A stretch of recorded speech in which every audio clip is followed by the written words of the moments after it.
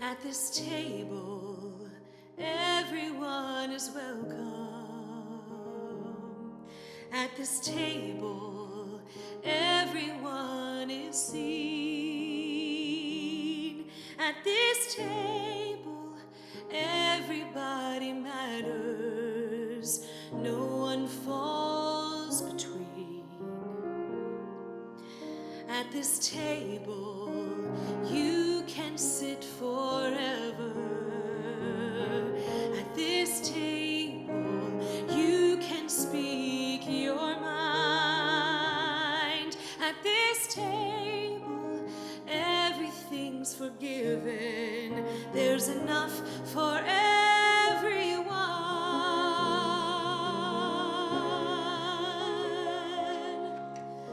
So come as you are. Remember that the door is always open. Yes, come as you are. The perfect gift that you could bring is your heart. So come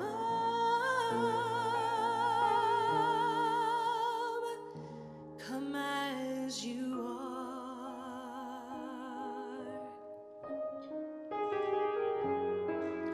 At this table, there will be no judgments.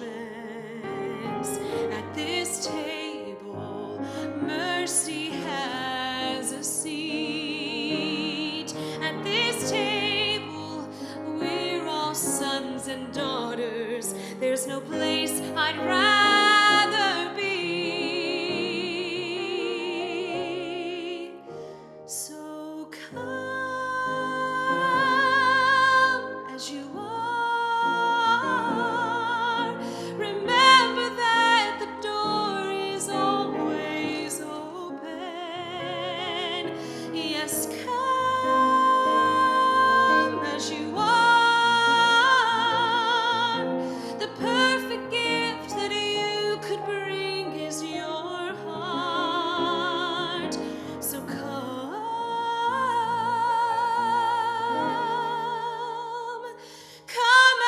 as you are. Come as you are.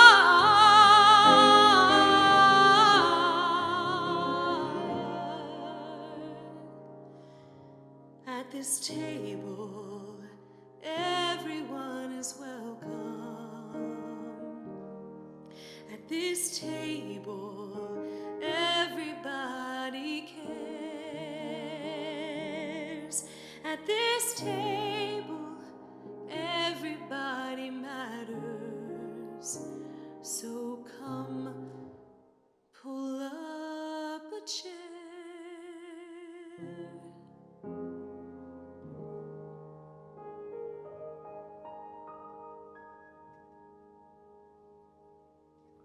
So a few years ago, my wife Brittany and I were on a trip with a couple friends of ours, and we were traveling across Europe to Ireland and Scotland. Now, at the end of the trip, we decided that we were going to split up, and the Flies, they were going to go to Italy. We were going to stay and go up to the Scottish Highlands for a couple days. The trip overall had been fantastic, and Kevin and I, we got to do one of the things that he and I love to do the most, which is focus really, really hard on the details and sometimes kind of forget about the trip entirely. You know, important things like driving on the right side of the road, and by right, I mean the correct side of the road, making sure we arrived to dinner on time, and knowing where the nearest coffee stop was. Alex and Brittany, my wife, they wanted to make sure, though, that we were actually where our feet are. That yes, the details matter, but you got to keep it all in perspective, right? Well, after we had decided to split up and us head to the Scottish Highlands, the Flies head to Italy, Brittany turned to me and said, all right, now look, I have thought through the rest of this trip. Let me take over on the details. Just trust me, be where your feet are, and let's enjoy this trip for the last few days. I, of course, was a wonderful and understanding spouse, and so I said, sure, let's do it. I trust you 100%. So we take off to the Scottish Highlands, and on the way there, while we're driving, I ask just very helpful questions. Where are we going? What time do we need to arrive? What are we doing for dinner? Can I punch this into the maps? Can I have every single address of where we're going for the next 3 days? Are you sure we've actually booked everything properly? Interestingly, Brittany did not fall for this line of questioning and pretty much told me to drive and to be quiet. Now, this led for a very strange couple of days of me processing through, internally at least, how I manage control issues. Brittany, meanwhile, laughing and understanding that this is one of my worst qualities about myself. But nevertheless, there we were in the Scottish Highlands, and everything honestly went according to plan. We were there after our first full day at a bed and breakfast. We were enjoying an awesome breakfast, and Brittany, knowing that I was itching to know just the slightest detail of the rest of our trip, finally gave in a little bit and told me about the rest of our day. I gotta admit, I was impressed. It was this incredible day she had planned. We're going to these islands just a little bit north of us where there are puffins and hiking and so many awesome things to do. Brittany had everything mapped out of how we get there, what time will we arrive, the port that we need to leave from, how long we'll be there, and when we return back, what we're doing for dinner. It was gonna be an amazing day. I was thrilled at all the details and planning that went into it. I couldn't help but talk loudly while we're sitting there at breakfast and going on and on about it. So much so that our waiter heard us talking about it and came over and said, "Hey, I'm so sorry. I couldn't help but hear what you were talking about. Sounds like you've got an amazing day ahead of you tomorrow." I quickly responded, "No, actually, ma'am, it's today. We actually need to leave in just a few minutes. If we could go ahead and get the check so we can head out, that would be great." And she said, "Well," in that kind of way that someone knows something you don't know, hesitated to respond, but eventually told us, "I know that company, I know that trip, and they've got 3 ports, not just one, and the port you're talking about to go to those islands is well over an hour away, and they leave every day at 10, and it's 9:30. There's no way you're going to make it." Brittany's face goes white, my face goes white. We both jump into the car. We take off to the nearest port that we knew we were supposed to go to or thought we were supposed to go to. We get there, we run to the kiosk. We ask them, "Is this right? Surely the person that lives here is wrong." Well, of course they were right. And there we were. Stuck our last day in Europe, no plans, no agenda whatsoever. Now, it turns out that the company didn't have a very clear website. It really wasn't Brittany to blame for this. It was more them than anything, but I couldn't still help but sit there and think of how frustrated I started getting over these details. Our last day in Europe, we've got no agenda, no plan at hand. What are we going to do? So we go back up to the kiosk and we ask them if they've got any suggestions of what we can do with our day. And thankfully, while the trip's tickets to the islands were non-refundable, they were transferable. And so while I still sat there now on this new ferry bound for a new town, steaming over the details, I looked over and I saw my wife, and she's crying. Crying because she can't believe that she messed up these details, crying over the fact that she thinks I'm so frustrated over the details. And there we were, just sitting in our frustration in our own unique ways. But we land there into this little fishing town of Tobermory. And I gotta tell you, I am so grateful that we missed the ferry that day. The village we ended up in was one of the most unique places that we've ever visited. More than anything else, it was this full day uninterrupted from schedules and details. It was a day of being fully present. So there's a story in the Gospel of Luke where Jesus, as he is about to leave Galilee for what is increasingly going to be the last time, visits Mary and Martha. Jesus enters this village and goes into Martha and Mary's home and is welcomed in as a guest. Martha is so focused on all the details, making sure that the house is ready for her guest. Meanwhile, her sister Mary sits at the Lord's feet and simply listens to his message. Now, Martha, while focused on the details, notices that her sister is doing this, and she gets so upset that Mary isn't helping her. Comes over even to Jesus and says, "Lord, don't you care that my sister has left me to prepare the table all by myself? Tell her to help me." And the Lord answered, "Martha, you are so worried and distracted by many things. One thing is necessary. And Mary has chosen the better part. It won't be taken from her." Now, Martha and Mary are most likely in a lower socioeconomic class.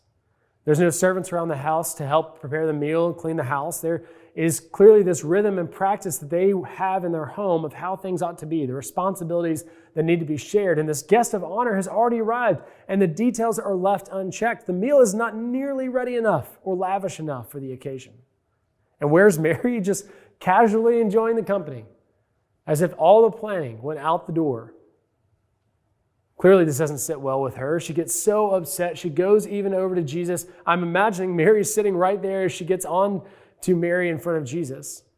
And then in this sort of like ask-tell situation, Jesus makes it clear that Mary is aware of what she's doing and still has chosen the right thing. And again, Jesus, of course, responds exactly opposite of what Martha's expectations were for that moment. Not only does he not invite Mary to help her sister, he even goes as far as to say that this meal, it's not necessary. The house doesn't need to be cleaned up to the nines. Mary, in fact, is onto something here. But yeah, the details matter, absolutely. No one wants to show up unprepared. But what we have to remember is what the details are for. They're there so that we can be present. Martha is so consumed, so concentrated and preoccupied with everything going on to hosting Jesus that she misses out on the opportunity to be with Jesus. And how often so many of us do this. Whether with our faith, our family, our relationships, our friends, our jobs, we get so caught up in trying to make everything seem so perfect, so Instagrammably awesome, that the moment that we're in just passes us by.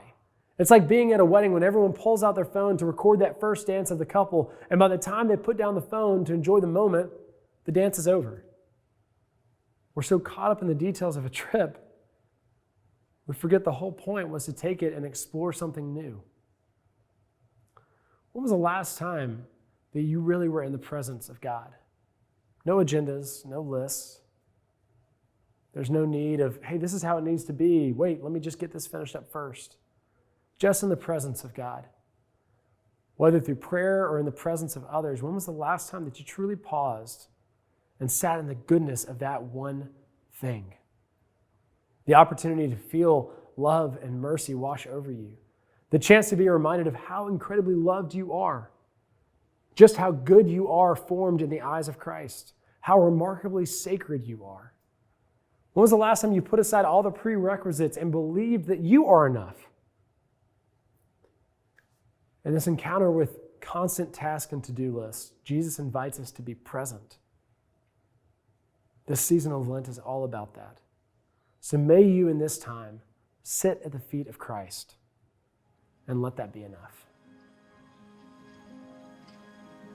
Do not be distant, O Lord, lest I find this burden of loss too heavy and shrink from the necessary experience of my grief. Do not be distant, O Lord, lest I become so moved in yesterday's hurts that I miss entirely the living gifts this day might hold.